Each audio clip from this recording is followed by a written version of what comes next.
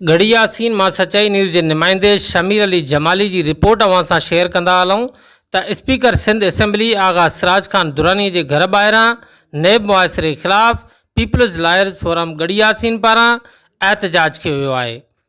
Peoples lawyers forum ऐं तालका बार गढ़ी यासीन के अॻुवाणनि senior advocate Syed Mohammad Ali Shah, advocate Zahid Hussain Memon, advocate Zaheer Ahmed Mar, advocate Naveed Ahmed Shaikh, advocate Ali Mohammad Mar, advocate Zulfiqar Ali Shah ऐं एडवोकेट आज़ादार शेख, एडवोकेट आसन अदर लोधी ऐं ॿियनि एहतजाजी प्रेस कॉन्फ्रेंस कंदे चयो आहे त स्पीकर सिंध असेंबली आगा सिराज खान दुरानी के घर ॿाहिरां नेब मुआसरे की सख़्त लफ़्ज़नि में मज़म्मत कयूं था।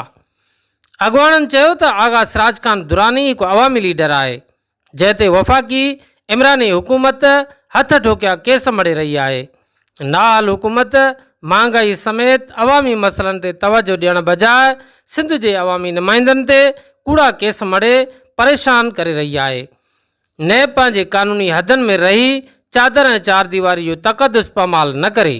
पीपल्स लायर्स फोरम ऐं तालका बार जा वकील आगा सिराज खान दुरानी से हर ॾुखे मोड़ ते गॾु आहिनि।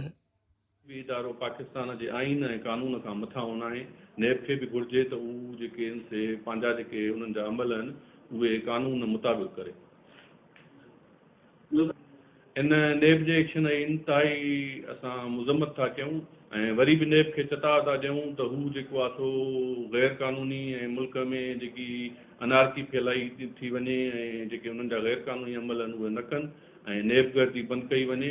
हुकूमत के खपे त मुल्क में जेकी महांगाई जो हिकिड़ो तूफ़ान अची वियो आहे उन ते कंट्रोल करे। बिल्कुलु आला अदालतुनि मां इंसाफ़ जी उम्मीद आहे ऐं असांखे इहो यकीन आहे त इंशाअल्लाह फतेह हक़ जी थींदी ऐं इंसाफ़ थींदो, इंसाफ़ जो बोलबाला थींदो।